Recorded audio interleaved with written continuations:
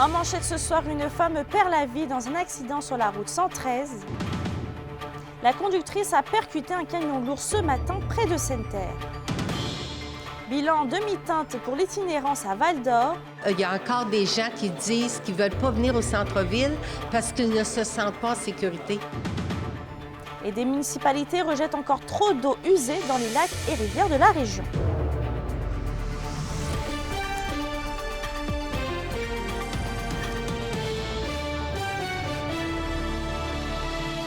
Bonsoir tout le monde et bienvenue au TVA de 18h.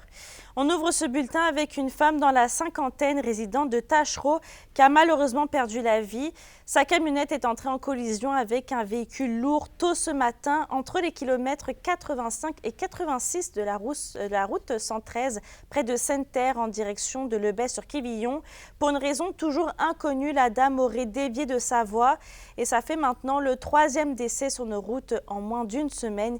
Évidemment, toutes nos pensées vont vers les proches. La conductrice du véhicule fautif a été transportée au centre hospitalier où malheureusement son décès a été constaté. Le conducteur de l'autre véhicule qui se trouvait à bord d'un véhicule lourd a été également transporté au centre hospitalier, mais pour des blessures mineures. Et toujours dans les faits divers, 3 résidents de l'Ontario ont été arrêtés par la Sûreté du Québec vendredi dernier à Val-d'Or après une sortie de route à l'intersection de la route 117 et du chemin Paradis. Les suspects, 2 hommes âgés de 20 et 29 ans ainsi qu'une femme de 28 ans, auraient conduit un véhicule avec les capacités affaiblies par la drogue. Plusieurs stupéfiants ont également été saisis dans le véhicule, notamment de la cocaïne, du fentanyl et des médicaments sous ordonnance. Ils ont comparé au palais de justice de Val-d'Or et les 2 hommes ont été gardés détenus, tandis que la femme a été libérée pour la suite des procédures. Donc, il y a des accusations de possession de stupéfiants en but de trafic ainsi que conduite avec capacité affaiblie par la drogue qui vont être déposées contre eux. Et on reste à Val-d'Or puisque le comité stratégique en itinérance a déposé ce matin son bilan d'action de la récente saison estivale et qu'il y a de nombreuses actions concrètes ont été réalisées tout au long de l'été. Oui, exactement, Mélissa. Il y a une quinzaine d'initiatives qui ont été faites cet été dans le centre-ville de Val-d'Or, principalement pour tenter d'améliorer la situation de l'itinérance. Et ce sont des activités qui ont permis de mieux connaître les services qui étaient offerts dans la ville de Val-d'Or pour les personnes plus vulnérables. L'objectif était bien sûr d'assister les personnes en situation d'itinérance, mais également d'assurer une cohabitation harmonieuse entre les citoyens et les nombreux commerçants du centre-ville. Donc, plusieurs actions ont été soulignées ce matin. Je vous laisse entendre Christine Francoeur et Isabelle Boucher qui vont vous parler de 2 initiatives. Peter Pan qui a connu une 2e saison haute en succès avec un nombre incroyable d'intervenants, divers partenaires qui sont été impliqués dans le processus. On parle d'une trentaine d'intervenants, des organismes communautaires, 826 personnes rejointes, 40 sorties. C'est pas fini, on continue d'en faire aussi jusqu'à temps qu'ils soient hivernisés. Tapage, c'est le travail alternatif payé à la journée. Au-delà du fait que c'est un montant d'appoint qu'on donne à la clientèle qui travaille, nous, c'était le nettoyage des parcs pour cet été. C'est du temps qui passe avec un intervenant, puis c'est toute la prise de contact qu'on fait avec eux autres, qu'on essaie de les aider à avoir finalement un projet de sortie de rue. Mélissa, on se souvient qu'à la fin du printemps dernier, plusieurs citoyens avaient dénoncé des actes de violence dans le centre-ville, notamment en cause de l'itinérance accrue. La mairesse de Val-d'Or a d'ailleurs assisté au dernier sommet sur l'itinérance à Québec en septembre dernier pour tenter de trouver des solutions. Donc, Madame Brindamour en convient, il y a encore beaucoup de détresse dans le centre-ville de Val-d'Or, mais elle reste réaliste quant au défi de l'itinérance. Je vous laisse l'entendre. Je siège d'ailleurs depuis plus d'1 an sur le comité sur l'itinérance. Alors, veut pas, Val-d'Or a quand même eu une certaine presse à un moment donné, au mois de mai, lorsqu'on a fait notre appel à l'aide. Mais on a aussi eu des reconnaissances. Je veux dire, inévitablement, les gens d'en dehors qui voient tout ce qui se fait à Val-d'Or, eux, reconnaissent toute l'énergie qui y est mise. Autant par les différents partenaires, autant par la ville de Val-d'Or. Mélissa, Mélissa, il faut savoir que sur un total de 25 actions prévues, il y en a 70 qui ont été réalisées cet été. Donc, le comité en itinérance se dit satisfait, que les progrès sont encourageants, mais il reste tout de même du travail à faire. Merci, Kémilia. Dans un autre dossier, la Fondation des rivières du Québec a émis un palmarès sur l'intensité des déversements d'eau usée dans les rivières du Québec. Amos, Val-d'Or et Rouyn-Noranda se classent dans le haut du classement pour les mauvaises raisons. Alexandre Cabana a plus de détails.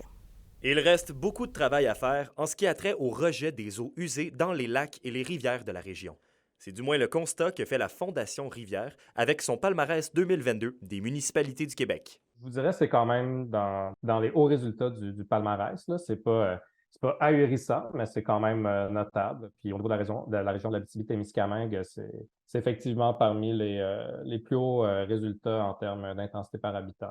Les municipalités sont encouragées à implanter depuis peu une séparation des réseaux de traitement de l'eau fluviale et de l'eau d'égout. Selon la Fondation Rivières, il s'agirait d'une bonne option à long terme pour éviter des déversements additionnels dans les lacs et les rivières. Puis ça leur fait pas plaisir de déverser dans l'environnement.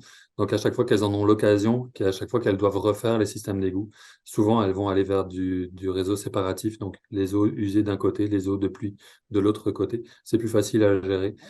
Le problème qu'on a, c'est comment on peut intégrer ces ouvrages-là dans l'existant, parce que dans l'existant, c'est du construit partout, là. On ne peut pas installer un nouveau bassin au travers d'un quartier complètement déjà aménagé. Des initiatives vertes, comme des stationnements qui laisseraient pénétrer l'eau de pluie dans le sol, sont également un moyen à la disposition des municipalités afin de réduire le risque de débordement. L'hiver, ça peut entraîner des problèmes comme des plages qui sont fermées l'été après un orage parce qu'on a contaminé aux bactéries fécales. Donc, c'est pas le fun pour la population, c'est pas le fun non plus pour la ville. Les événements météorologiques vraiment intenses qu'on peut avoir et qui sont en train de se multiplier dans le contexte du changement climatique. Nos réseaux ont tendance à déborder quand c'est des très fortes précipitations, donc des gros orages, tout ça. Donc, le but, c'est de ralentir un peu ce cheminement de l'eau-là une fois qu'elle arrive dans notre réseau pluvial et des fois qui est dans un réseau combiné, en fait. Et là, on a un effet de débordement. Le gouvernement prévoit réserver des sommes afin d'aider les villes à moderniser les conduites et à installer des nouveaux systèmes de traitement des eaux usées. Le tout, encore une fois, afin d'aider nos lacs et nos rivières à demeurer en santé. Alexandre Cabana, RNC Nouvelles, à Rouyn-Noranda. On passe maintenant à un autre dossier qui est la consigne. La consigne des canettes est dorénavant de 10 sous à partir d'aujourd'hui partout au Québec. Une initiative qui pourrait à la fois avantager et désavantager les épiceries ainsi que les dépanneurs. Kimberly Hall nous explique. La consigne sur les contenants de boissons en aluminium, en verre ou en plastique a augmenté de 5 sous. De leur côté, les bouteilles de bière des microbrasseries passent de 20 sous à 10 sous. Le gouvernement du Québec désire ainsi encourager les consommateurs à rapporter plus de contenants. Le but ultime est d'atteindre 5 milliards de contenants par année selon le site consigneaction.ca. Plusieurs citoyens voient cette initiative de bon œil. Oui, parce que le monde va faire plus attention. Ils vont, au lieu de les jeter à la poubelle, ils vont les récupérer puis ils vont pouvoir les vendre. Oui, ça va être plus d'ouvrage pour nous autres, de ramasser puis venir les porter. Il peut venir une fois par mois, une fois par 2 mois. Mais ça ne m'incitera pas plus. Cette réforme apporte beaucoup d'avantages aux entreprises d'embouteillage comme Honeybee, située à Amos et La Sarre. Pour nous, ça simplifie, dans le fond, au niveau de la production. Et puis, je pense qu'il y a une belle transition qui se fait avec Recycle Québec présentement. Pour les dépanneurs comme chez Gibb dans le quartier Évin à Rouyn-Noranda, le commerce n'est plus admissible aux consignations. Le propriétaire est déçu que son commerce soit exclu. C'est très mitigé. Il y en a beaucoup qui disent si je peux pas facilement aller le porter au dépanneur comme je faisais, bien probablement que je vais les mettre en récupération. Ça fait que ça va peut-être faire l'effet contraire pendant un bout de temps, là. Du côté des épiceries comme les marchés Tradition, Marion et Fils à Palmarol, on s'attend à ce que le roulement s'intensifie. Nous autres, il va y avoir quand même un impact en début de même pour le monde qui ramène leurs canettes parce qu'ils savent qu'ils vont avoir le double en retour. On a 10 à 15 sacs par semaine, facile, plein. Le président du Conseil canadien du commerce de détail, qui représente toutes les grandes chaînes d'épicerie au Québec, affirme qu'il va y avoir plusieurs ajustements à venir. Les détaillants ne sont pas tous équipés de la même façon. Il y a beaucoup d'endroits où ça va être de la gestion manuelle, donc on demande au public évidemment d'être compréhensible parce que c'est un nouveau système et tout ce qui existait avant pour gérer la consigne n'existe plus, donc on repart un peu à quelque sorte à zéro avec des nouvelles données. La deuxième phase est prévue en mars 2025 où d'autres types de contenants s'ajouteront à la liste de consignation, dont des bouteilles de vin, des bouteilles d'eau ainsi que des cartons de lait. Kimberly Hall, RNC Nouvelles, Palmarol. Sur un autre sujet, depuis un peu plus de 7 mois, l'entreprise régionale de livraison de colis RP Express et le distributeur régional d'Amazon, un coup de pouce inattendu qui augmente considérablement la charge de travail à la compagnie qui célèbre cette année ses 25 ans. Reportage de Vincent Tremblay. Les colis d'Amazon arrivent par milliers dans l'entrepôt de RP Express de l'avenue Québec à Rouyn-Noranda. Chaque semaine, depuis mars dernier, l'entreprise traite jusqu'à 7000 colis du géant américain. En moyenne, il livre entre 12 et 17 000 paquets aux 4 coins de l'Abitibi-Témiscamingue et du nord du Québec. Ça se fait bien. On a une bonne équipe pour ça, là, fait que ça se fait très bien. Oui, en fait, ça commence même jusqu'à 4h30 le matin. Là, on vide la vanne d'Amazon qui arrive. Après ça, on a le FedEx qui arrive. Puis après ça, là, tout commence à se faire trier. Puis après ça, ça s'en va à plein de destinations différentes. Là, on couvre pas mal toute l'Abitibi-Témiscamingue. Chaque matin, dans l'entrepôt, c'est une véritable fourmilière. En ce 1er novembre, c'est la cohue des pneus d'hiver. Mais très bientôt, ce sera la frénésie du temps des fêtes. Des envois comme celui-ci, RP Express va en traiter quotidiennement plusieurs milliers d'ici le 24 décembre. Noël, là, à partir du moment qu'on va avoir eu le Black Friday, c'est là que ça part, là, le gros boom de Noël. Puis après ça, le volume augmente, là, puis c'est une surprise. C'est une surprise à tous les coups.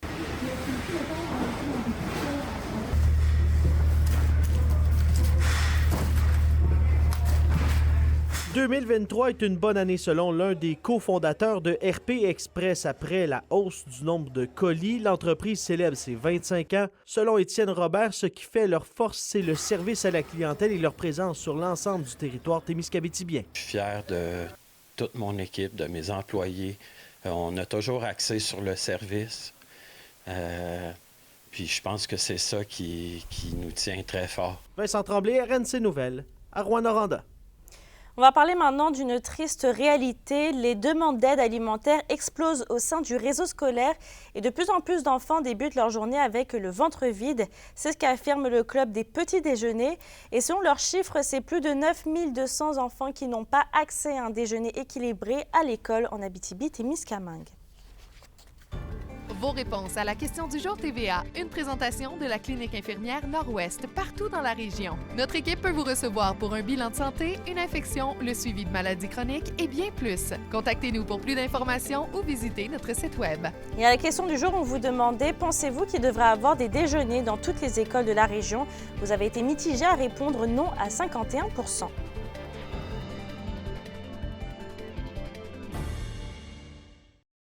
L'indice boursier minier au TVA Nouvelles 18h est une présentation de GFM Groupe Financier. Vous désirez bien planifier vos investissements ou l'étude de vos enfants? Profitez de la valeur de nos conseils afin de sécuriser votre futur. GFM Groupe Financier. Au-delà de la finance, il y a vos rêves et vos projets. Hey, on est à Val-d'Or. Ça commence ce soir jusqu'au 5 novembre. C'est un rendez-vous. Toute la programmation après la pause.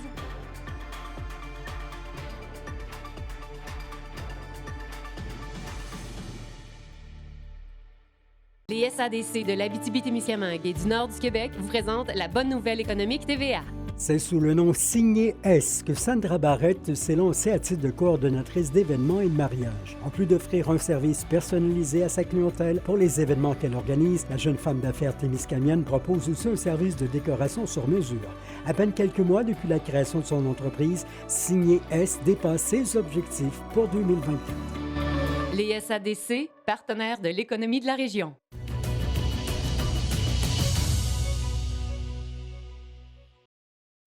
La chronique culturelle vous est présentée par Bruno et Jasmin Leclerc, denturologistes. Des cliniques à la fine pointe de la technologie pour vous servir à Lassar et à Amos. Et Stéphanie, les festivités sont lancées concernant la 6e édition du Festival de musique trad de Val-d'Or.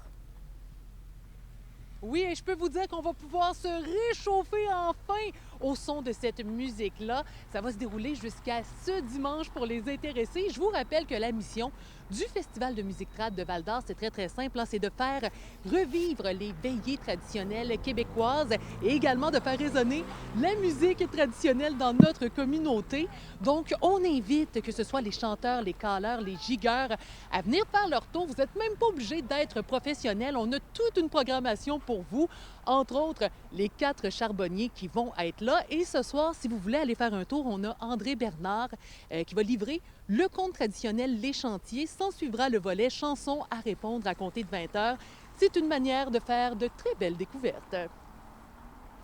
Notre slogan cette année, c'est « Mieux vaut trad que jamais ». Alors, mieux vaut trad que jamais, on s'initie aussi à la musique traditionnelle. Fait que si des gens pensent qu'ils vont pas aimer ça, venez vous offrir le festival. Vous allez découvrir des belles surprises. C'est un festival qui est rassembleur, qui est inclusif, qui est festif, qui est à l'image des gens de notre région.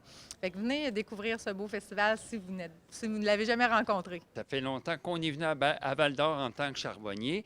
Et puis, bien, c'est la première fois avec ce spectacle-là. Alors, puis c'est beau de voir un festival qui est bien installé, qui est bien impliqué dans la communauté. On voit que les gens sont là pour le festival, là, puis qui nous attendent. Alors, on est excités, oui. Et Stéphanie, la 42e édition du Festival du cinéma international en Abitibi-Témiscamingue se poursuit et l'Agora des Arts offrait un atelier pour tous ce matin.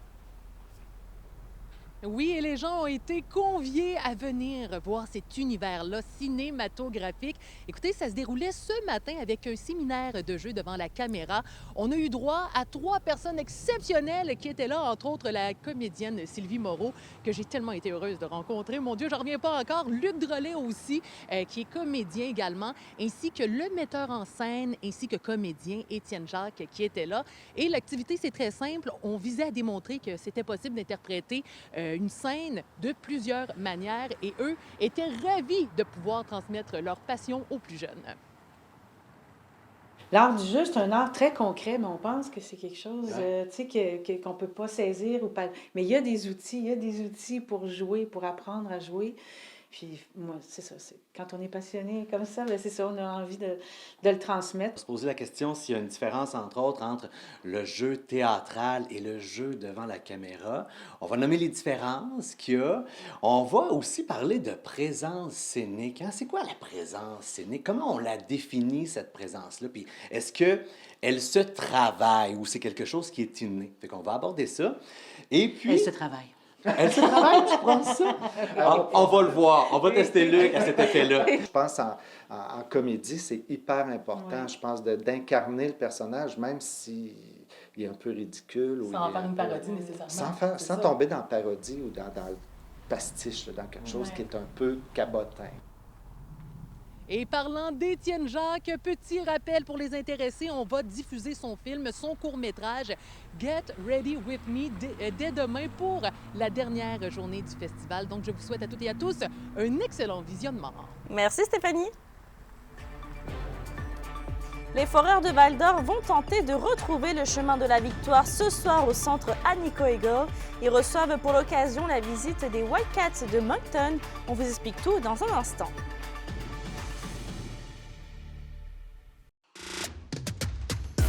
Les sports vous sont présentés par Thibaut GM, votre concessionnaire de confiance à Rouyn-Noranda, là où qualité et choix se rencontrent. Et on va rejoindre notre collègue Johan Carrière au centre Anico Eagle puisque les Foreurs sont en action ce soir. Johan, ce sont les Wildcats de Moncton qui sont en ville. Pour un match qui, sur papier, ne s'annonce pas à l'avantage des Foreurs de Val-d'Or ce soir, les Wildcats sont sur une séquence de 6 victoires et pour les Foreurs, bien c'est l'inverse. C'est une séquence de 7 défaites présentement pour le Vert et Or. Et un point qui revient souvent lors de cette dizaine de points, c'est la difficulté que l'équipe a à commencer les matchs avec intensité, avec implication. Ça a d'ailleurs été le cas il y a environ 2 semaines lorsque les Foreurs ont affronté les Wildcats, oui, à Moncton. Donc, c'est un point sur lequel Maxime Desruisseaux et ses adjoints ont travaillé durant les entraînements de cette semaine. L'entraîneur-chef se dit également heureux du moral de ses joueurs à travers ce passage à vide parfois difficile. C'est une petite séquence là, moins plaisante, mais j'aime l'ambiance. Les gars compétitionnent. Même, je te dirais que notre façon de jouer est quand même très acceptable. En fait, tout au long de la semaine, on a mis l'emphase durant les débuts de pratique, justement, que le premier drill soit... que les gars compétitionnent, en fait. Puis, bref, c'était un petit peu l'objectif. Puis les gars ont bien fait ça, donc je pense qu'ils ont compris le message. Puis, je pense qu'ils vont le mettre en application ce soir. Bon, malgré l'absence de résultats, il y a quand même certains points positifs pour les Foreurs jusqu'ici, dont le début de saison, devrais-je dire, de l'attaquant Alexandre Guy, qui connaît vraiment une éclosion jusqu'ici avec 7 buts et 4 passes. Il est le meilleur attaquant de l'équipe au chapitre des points, mais a aussi pratiquement déjà atteint la moitié de son total de points de la saison dernière. Il est aussi l'un de ces jeunes meneurs de l'équipe. Il n'a que 17 ans, mais a déjà une année complète derrière la cravate. Et donc, il donne crédit, oui, à ses coéquipiers, mais aussi au travail qu'il a effectué cet été pour ses succès jusqu'ici. J'ai eu une grosse été cet été, fait que je me suis entraîné fort, j'ai travaillé fort dans le gym, ça glace, fait que ça l'a aidé. J'ai travaillé les petits aspects que j'avais moins offensivement, fait que là, cette année, je pense que je récolte ce que j'ai semé cet été, là, puis je suis à la moelle. Les gars, ils travaillent fort, puis je pense qu'on est tous comme un bon groupe. Je pense que sans mes coéquipiers, je ne serais pas où est-ce que je serais rendu en ce moment, puis je pense que c'est grâce à eux autres que je réussis bien à produire, puis que ça va bien de même aussi. Et en terminant, Mélissa, on note que l'attaquant Thomas Larouche est de retour dans l'alignement ce soir pour les Foreurs. Il était à l'écart du jeu depuis un peu plus d'1 mois en raison d'une mononucléose. Merci, Johan, et bon match. La météo, une présentation de Nicole Auto de la Sarre. Avec la plus grande variété de camions en région, Nicole Auto de la Sarre, capitale régionale du pick-up. À la météo, pour ce soir et cette nuit, ça va être partiellement nuageux dans toute la région. On va avoir un 30% de probabilité d'averse de neige ce soir. Côté température, le mercure va descendre encore. On sera autour de moins 4 degrés avec un refroidissement éolien entre moins 10 et moins 8. Pour demain, même scénario, ça va être généralement nuageux avec un 30 à 40% de probabilité d'averse de neige ou de pluie sur tous les secteurs. Il va faire un maximum de 4 et 5 degrés. Et un petit aperçu pour vendredi, eh bien on s'attend à soit de la neige ou de la pluie. Ça va être un peu la surprise au nord comme au sud. Il devrait faire un maximum de 6 degrés. Je termine avec la 40e édition de l'opération Nez Rouge qui est lancée du 24 novembre au 31 décembre prochain. 2 villes dans la région devraient y participer, soit La Sarre et Rouyn-Noranda. Sur ce, je vous souhaite de passer une belle soirée. On se retrouve au bulletin de midi. À demain.